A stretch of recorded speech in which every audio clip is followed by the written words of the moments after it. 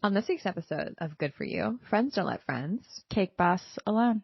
I don't want to do a whole women thing. You don't have to. It's all about the bosses. Non-binary bosses only in 2023. Non-binary cake bosses. Hello and welcome to Good For You. Good for you, man.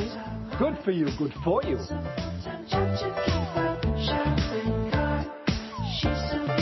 Good For You, a podcast about the things we ghosted, the purchases that haunt us, and the best products, services, and industry happenings in the wellness, well-being, and spiritual space. We're going to give you a healthy little dose of fun. We're going to talk about the things that are happening in pop culture, the ones that got away, the things in our cart that are haunting us or ghosting us, our strong opinions that are loosely held. We like to call this the Grex. The group text. The group text in your ear. So come say hello. Join us in the audio Grex, where friends don't let friends get scammed.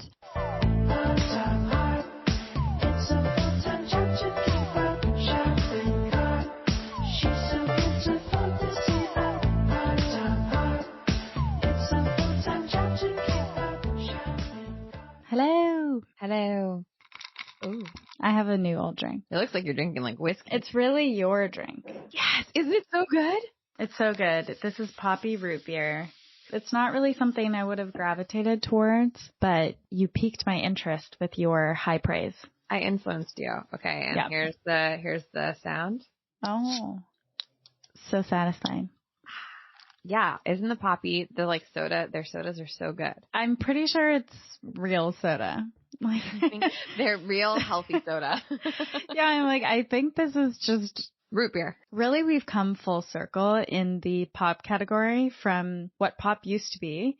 Then it got really artificial and, you know, far away from that. And now we've kind of come back around with new names, but it's back to being just pure good old pop with cane sugar, fruit juice, little cocaine. You know? Yeah. That's what I'm looking for. Okay, I'm drinking something. It looks like this. Looks very cool. Yeah. It has a medicinal looking plus sign with a leaf on it. It's green. Gonna drink it. A positive reaction from the tester. Ethan picked this out for me at Erewhon. It's a sparkling matcha. Sounds delicioso. It's actually really good. You would like this, I think. Do you think I can find it at Whole Foods? I feel like it's too niche. It's called Moto. Or Motto. Not Moto. Motto. No, I prefer Moto. Moto. Emphasis on the mo. It's good. I would drink this again. I would definitely drink this again. Moto would be your motto? It's true. It would. Do me a favor. Don't do me no favors. Don't talk to me until I have my morning coffee. Don't talk to me until I have my morning coffee. Wallace, how was your weekend? How's your life? Life is good. And I completely forget the weekend, at least by Monday at 12 p.m. So I'm trying to, from the recesses of my brain, remember. What about you? This weekend, I just went down a Reddit rabbit hole. I installed the Reddit app on my phone, which is a mistake. It was a dangerous mistake. Very dangerous. Extremely dangerous. So when I'm like pumping or breastfeeding, that's when, not usually breastfeeding, but pumping, because I'm not like gazing into the eyes of an adoring child. That's my scroll time. So I was scrolling quite heavily on Reddit, and someone told me about this Reddit thread called LA Influencer Snark.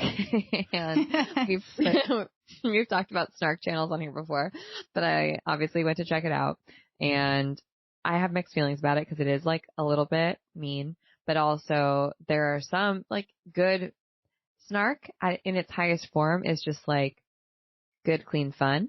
I think that sometimes snark, when it's not at its highest form, it can sound like bullying. Or just pure gossip. Yeah, pure hot goss.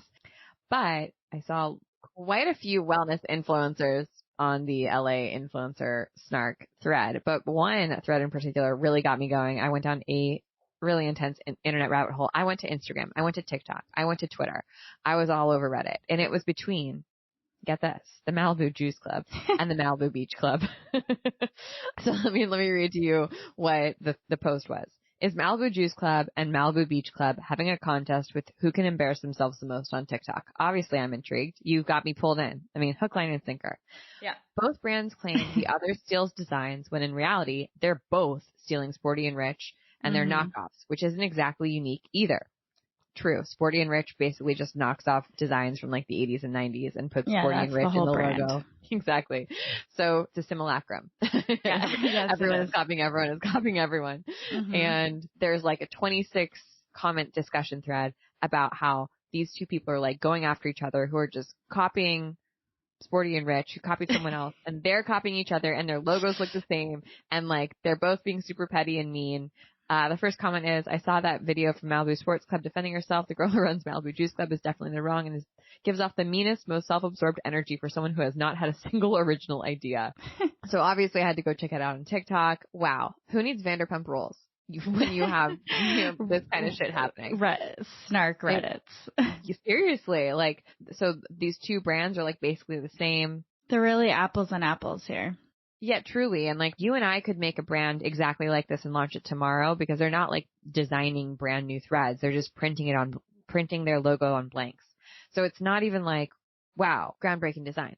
And they're just both going after each other for pretty much like the most vanilla brand I've ever seen. I don't get it. It's like when you see two people like arguing over another third person, usually a man, and it's like the most 3-level man ever. It's like on a Chad.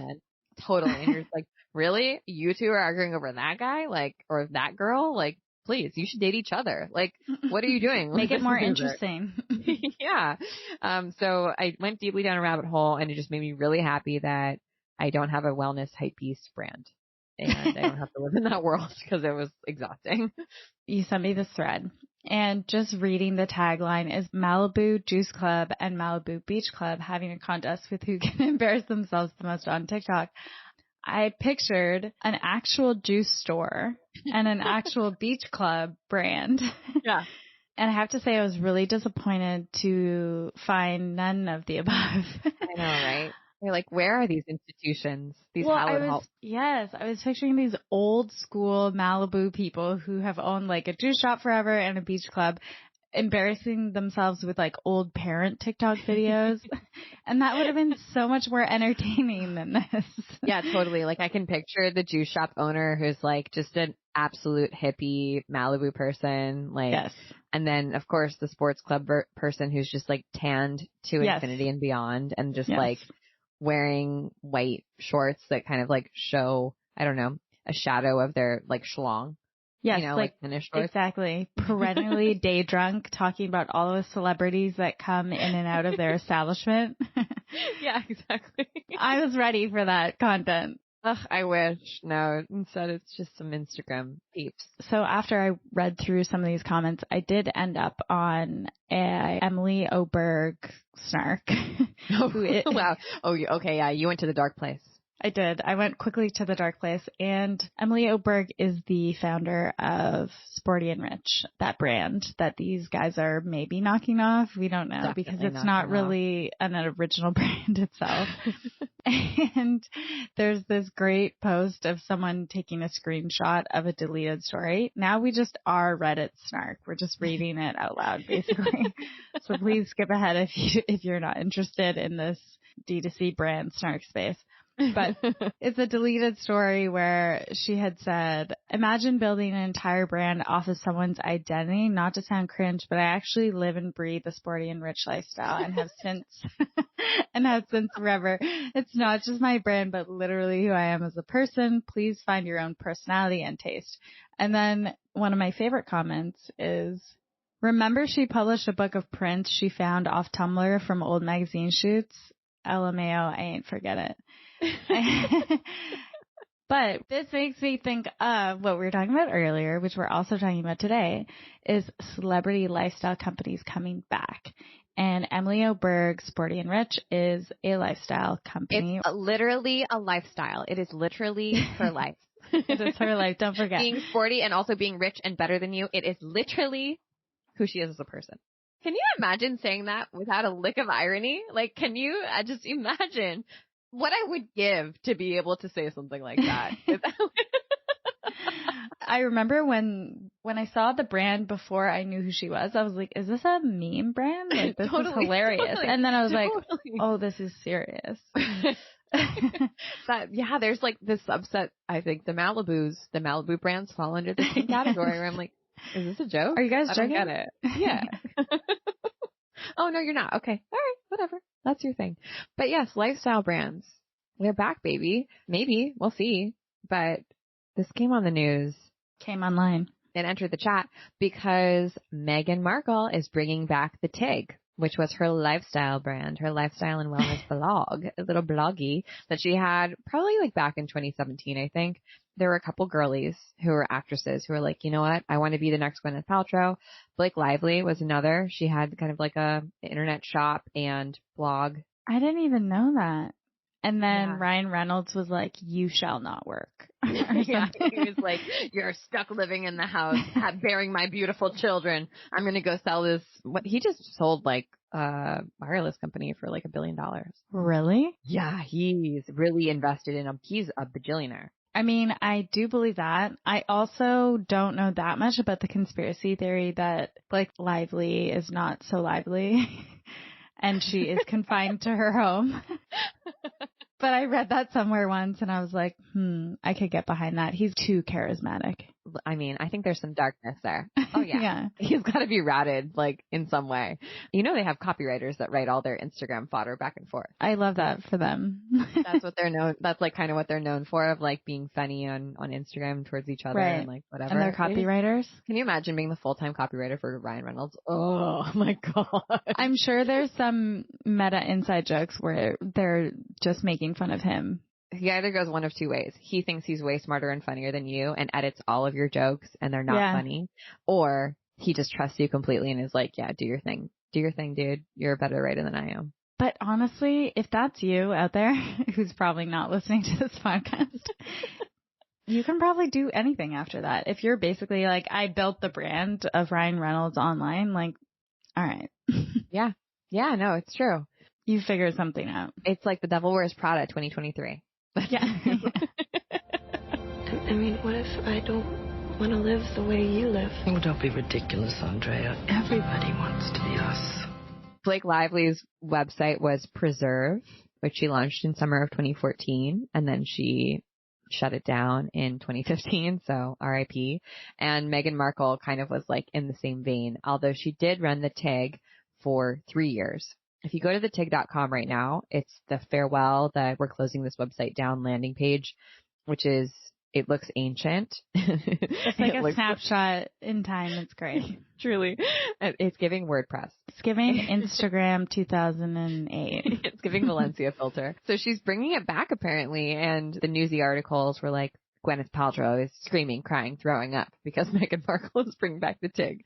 But I don't know. Our girl GP may have to descend from her her yoni steam throne and hand it over to Meghan Markle, the new wellness queen girly, the people's wellness princess, if you will. She has a long way to go, but one thing that Meghan Markle has in common with GP, as we discussed at length in last week's episode, is people love to hate Meghan Markle. It's true. She is one of those. People don't have medium feelings on Meghan Markle. They have extreme feelings. So what is the TIG's plan? Is there any information about what she's planning to do? Or is this all just trying to drum up some publicity? There's sort of like lots of things floating in the atmosphere. Number one thing is like Meghan and Harry. How are you guys going to make money? Harry can't write. Although they've already made so much money from just moving to America. Everyone was like, here's $100 million media deal from every media outlet. Do you want to record like 6 podcasts and we'll just call it a day? That sounds great. Yes, that's true. Although they do kind of act like, oh my God, what are we going to do to make money? At least in their like it's part Netflix of this documentary. Brand story. Yes. So they're like, oh no, I'll have to live at Tyler Perry's house forever. Oh no, we're going to have to rent our Tesla instead of buying it. Oh. So they have this narrative of like, we got to make money somehow. We have to build this brand, which like totally get it. Probably want to spend some time doing something, you know, making something cool. It sounds like Meghan wants to have this platform because she can't really have the like princess platform anymore. They're trying to parlay this into a conversation outside of like them defecting as royals. They want to move past it and become their own people, which like great. Love that. And I think it's really interesting that instead of trying to make a product line of like makeup or skincare or home goods, that Meghan Markle's moving into media And I think it signifies the end of this like influencer / celebrity, insert whatever line you want here, era that we've been in. Like every single person has a makeup line, a perfume line, I don't know, an acne cleanser. And a lot of those brands are getting sold off or shutting down completely. Morphe, which was a sort of incubator and mega brand that put out a bunch of influencers and celebrities brands like Ariana Grande's REM Beauty, they filed for bankruptcy. So a ton of brands have just folded. And I think that people are really seeing that if you're someone like Gwyneth Paltrow, where controversy is your friend, or perhaps the Kardashians, media is the best way to make money, having a content platform as opposed to selling individual products, because you're monetizing attention as opposed to monetizing like an actual thing that people are going to use every day. So you're going to make money off of the people that hate you and off the people that love you, because whoever's paying attention to you is how you get paid. It makes sense as her being she's kind of like an ex-celebrity in a way. She's now just a public figure. So she has talk shows, podcasts, kind of in the post-acting phase of their life, you know? It's always like, will you ever act again? Will you ever create a film again? Yeah. Will you ever sully yourself with the hard work of getting your makeup done all day long and then reciting lines 3 times on camera? How do you stimulate the artist within now because you're a business bitch? Is basically like the conversation. So I don't know. It's part of the Jessica Alba trajectory. We've seen this journey before. We know what it looks like. I agree. I'm also just curious to see how she ends up monetizing this, because the way we monetize content has like really changed over the last 5 to 10 years. It's like harder to monetize just like straight up website clicks. But if you're an affiliate, like selling things for other people, or you're a marketplace, that's a great way to make money. Of course, there's like sponsorships and ads that you can do and whatever. But I just wonder, like, especially with Meghan Markle always being in the news and her persona and, I don't know, her reputation, it seems like very shaky. Like her reputation seems like inconsistent, because people seem to like turn on a dime depending on like what narrative is popular right now. So I just wonder, like, gosh, who would want to build a business off of a reputation? Because that's really what a lifestyle business is, right? It's here's what I think and what I like, and I'm recommending it to you. So you really have to trust me. And wow, how are they going to parlay that? Like, who's responsible for this? It's so interesting that we're talking about this and we have no idea what it's going to look like. Yeah. I don't know. Is it even going to be branded the same? Because the TIG is supposed to be named after one of her favorite wines, even though all I can think about is Tigger, obviously. I would be very curious to see what she ends up doing. I mean, what would you do if, Meghan Markle's hired you. She's like, Wallace, I have an amazing secret. I'm relaunching the TIG. What should we do? I think she should lean into all of her controversy. I'm trying to think of what exactly that would look like content-wise, other than giving away all the secrets of the royals. 5 ways I talked back to Queen Elizabeth, R.I.P., rest in power. I just don't know enough about her other than her Archetypes podcast and that interview that they did with Oprah to make a sound judgment call on what content would suit the brand, because I don't really feel like the brand of Meghan Markle is very strong right now. Yeah, I think that's right. I wonder if maybe that she knows that there's not a lot of like there beyond, that they defected. I don't know if that's what you're allowed to call it, but it's kind of what they did. And so she's trying to like build up what she stands for, because they haven't done anything. Like they haven't, I don't know what charitable causes they donate to. Like they just don't really seem like they have a clear platform, and it makes sense to want to like establish themselves, herself and she and Harry together separately.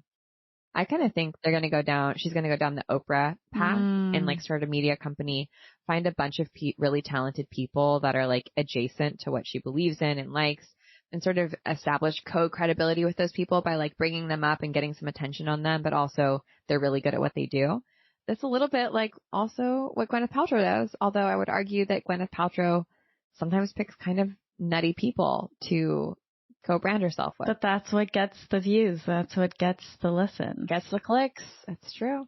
what sells the books. I think that makes the most sense for her. I guess Harry's not going to be involved here. We don't know what Harry's up to. What if he's like a total wellness girly? What if he's I just love like, that. I believe that. he loves moon juice.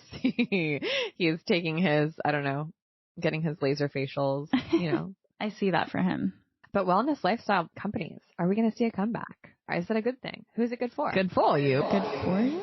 Good for him. Good for you? I think this is good for people and celebrities everywhere who...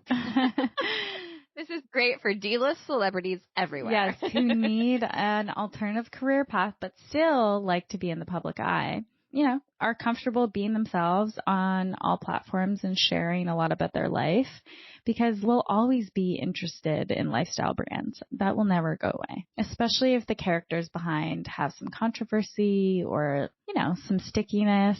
That's not going anywhere. Yeah, go in the vein of Martha Stewart, you know. She's endlessly interesting. The goat. Follow that woman into the depths of hell. Yeah. Obsessed with her. But I think it's good too. I'm happy. Honestly, I'm just like hoping that we see 50% less skincare companies from celebrities this year. I really don't want to see any. I would like 50% less skincare companies overall. I'm confused enough by most of the lot out there anyways. It'd be much easier for my brain if there were fewer, period. But then we would be like, oh, but we need a new one. We need something for us. We need a new one, something new. So good for who? Good for all, really. We all win when celebrity lifestyle companies come back, whether we live to be entertained or we find our new acne skincare line or our new problematic, I don't know, fave expert. Celebrity lifestyle companies for the win. For the win. We have a sexy unique scam of the week. As always. As always. What's on the list? What's the sus this week? Okay, so the sus this week is something that I'm hopeful is not a sus, but is suspect. I found this study from researchers at the Indiana University School of Medicine have successfully developed a blood test for anxiety. This test examines biomarkers that can help them objectively determine someone's risk for developing anxiety, the severity of their current anxiety, and which therapies would likely treat their anxiety the best. So the play for this test is with the help of these biomarkers, they can assess, okay, what kind of drugs are going to help you the most according to what we know about these drugs. Cool, because when you were saying that, I was just picturing in my head, like my doctor holding my blood test anxiety thing and being like, I don't know, babe, seems like you're not that anxious. Like, it's all in your head. Yeah, just more medical gaslighting, but with lab results instead of just whatever, some quantitative information to back up the gaslighting. That's kind of cool though about the evidence, like, for the medication. I brought it up as a sexy unique scam because I did read the headline being like, if you test me any 3 days before my period, it's going to say I have severe anxiety and maybe depression. Yeah. On the one hand, I'm like, this could be good. People will get the care they deserve. But I don't really understand how this works with genetic testing, and they didn't go that far in the summary of this research. But I actually decided this is potentially a really positive thing and not a sexy unique scam, especially if they can map the right medications for people according to their blood type or whatever it is that they're getting from the biomarkers. When you said treatment, I thought, oh, like cognitive behavioral therapy will work for you, or it won't. No. They do mention also things like cognitive behavioral therapy work really well for anxiety. So that's so interesting. I wonder, I mean, like, I've done a genetic makeup before, whatever, you do 23andMe, and then you can actually pull all your genetic information and run it through Genetic Genie. It's really interesting. It's also a little scary because it tells you what you're predisposed to. So like, I'm predisposed to lots of intimidating things like depression and anxiety and dementia, blah, blah, blah. But as they say, genetics load the gun, but habits pull the trigger. Yes. Lifestyle pulls the trigger. That's such an aggressive metaphor. It is so intense. A man must have come up with that metaphor. Jeez. I'm violent. Side tangent, but I can't unhear this now. Thinking about how aggressive the term execute is. Let's go execute on this. Execute on 3. Yeah. It's like we have all of this like corporate language that is so aggressive. Yeah. Anyway, yes, I like this. I think it's cool. Sexy, unique stan. And what it makes you think of is ADHD also is genetic and runs in families. And they will ask you, well, what is your sibling or parent or whomever has ADHD? What medication are they on? If it works for them, it likely works for you. Which is really interesting. Cool. Yeah. So what was the genetic testing you did, and would you recommend it? Because this has been haunting me for a long time. So I did 23andMe, and there's a way to download your genome. And it's just like the raw data. You wouldn't be able to read it or understand it, not because you're not a brilliant person, but because you're not a geneticist. And so you plug it into Genetic Genie, which I think was free when I used it. This was a while ago, probably like 5 years ago. It might have like a small cost now, but it basically tells you what all of your biomarkers say. So I also found out that like I don't methylate vitamin B, folic acid. So I can't take folic acid. I need to take folate, which was really helpful. That sounds like a very clear, helpful. I'm worried that it's going to be a lot of vague stuff versus clear, actionable.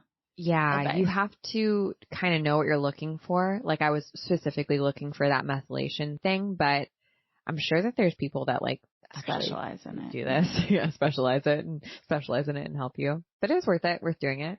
I mean, if you want 23andMe to have your DNA.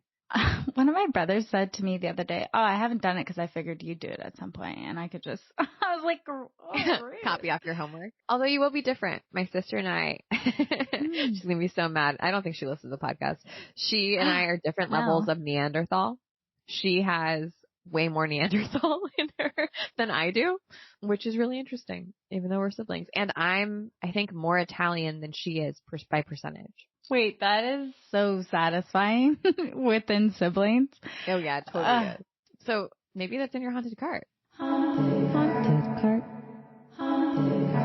What else is in your haunted cart? We haven't done one in a while. I'll go from most utilitarian to most excessively unnecessary. Most utilitarian is a steamer from Target. Is it tiny or is it one of those big ones? Big ones. The tiny ones I've never had work.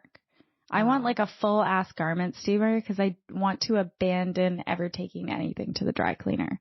I want to be able to do it myself. You know that a steamer is different than dry cleaner. Yes, but sometimes I'm like, am I just taking this to the dry cleaner because they're going to steam it? Like, does it really need to be cleaned by them? We have a steamer in our garage. I wish I used it more often, but it is nice to have. Whenever I think about using it, I'm like if you have an event to go to, you probably use it. Oh, and yes, definitely.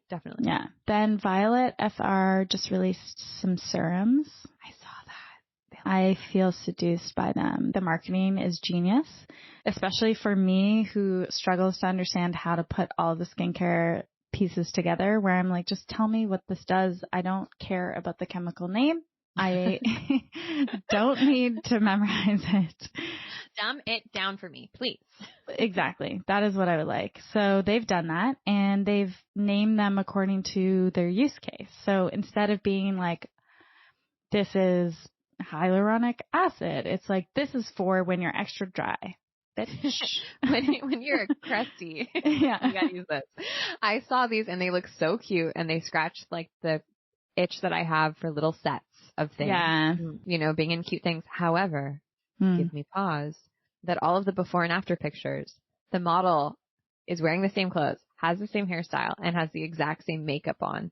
Like, I was looking. Definitely a hoax. Yes, even though it says 48 hours later. And I was like, lies, pure lies. I love Violet FR, but even their eyebrows were combed the exact same way. Like, I think that these are two pictures that were taken next to each other and they touched them up in Photoshop, which I'm a little bummed about.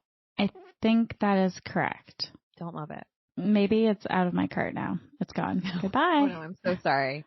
But maybe not. That was a service you just did for me. Hard-hitting investigation over here. Okay, that's it actually, because I did just purchase, as influenced by you, the cacao butter little thingies to go in your, so yeah. And so I put cacao, is that what it is? Cocoa butter? Mm-hmm.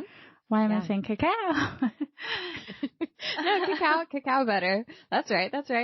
I put it in my matcha this morning, and it was a luxurious way to start the day. Remember when we went to our chocolate making class in Italy and our chocolatier told us that if you take cacao butter in your coffee, you'll have velvety smooth insides? That is so true. He told us a lot of things. He told us a lot. He was also a wizard. Definitely. Like an actual wizard. Remember, he ran the occult bookstore. Yeah, he was like, oh, that's just my other business. It's only open on Fridays. I was like, what? I'm sorry. Okay. Yeah, he's like, oh, stop by if you feel like it. Yeah. It's like, okay, are you threatening us? Nice. I love that you're elevating your matcha game. It's a simple pleasure in life that everyone can take advantage of. Because you should not buy a matcha outside of the house if you dare. You shouldn't. If you like money. If you like keeping money, you should not buy matcha. If you like money and if you like enjoying matcha, don't buy it outside of the house. It's really... If you like your taste buds, do not buy a matcha anywhere. No. So what's in yours? I have a couple things. Shampoo and conditioner. You know what? I just haven't bought shampoo or conditioner because I keep having analysis paralysis where I'm like, should I just buy the cheap stuff at Target or should I get something expensive? Or my favorite shampoo is from Playa and they just went out of business. So they don't have it anymore. They don't sell it anymore. And I'm like, nah. Shampoo is better. I go on first and clean the hair. Conditioner is better. I leave the hair silky and smooth. That's what's happening in your head all day, and then you can't decide. Exactly. And then I'm just I got my greasy ass hair, and I don't know what to do with it. So I need to just commit and get a shampoo. I think I'm going to do the Radhua, Radhua. Oh, I am not a fan. You're not a fan. Okay, thank you. You de-influenced me. Then I might go back to Inner Essence because I really like that one. Big fan. Big fan. It smells good. I want something that smells like Palo Santo. I don't want any fruity shit. Have you tried Ceremonia? I have a curl cream from them that I got for free and I didn't like it, but I'd be willing to, if you like it, I'd be willing to try because I like Baba. I like the brand and the founder. I love the aesthetics. I have not tried. Looks gorgeous. Font, love it. Colors on point. Stock photos, great. Actually, maybe not stock. No shade. Yeah, I would like to try it, but they're opening around the corner from me in New York. And so I will be in there perusing and testing. So I will let you know. You know what? Maybe this just sparked something in me. Maybe I can get a sampler box from Sephora of shampoos and conditioners. I'm going to write that down. I like that. That's all you need anyways. Because then when you travel, you're like, I have plenty of options. I prefer it. So that's in my haunted cart. The other thing in my haunted cart is I am really into baking right now. And I'm you are. kind of on a cake kick. I want to finally decorate cakes.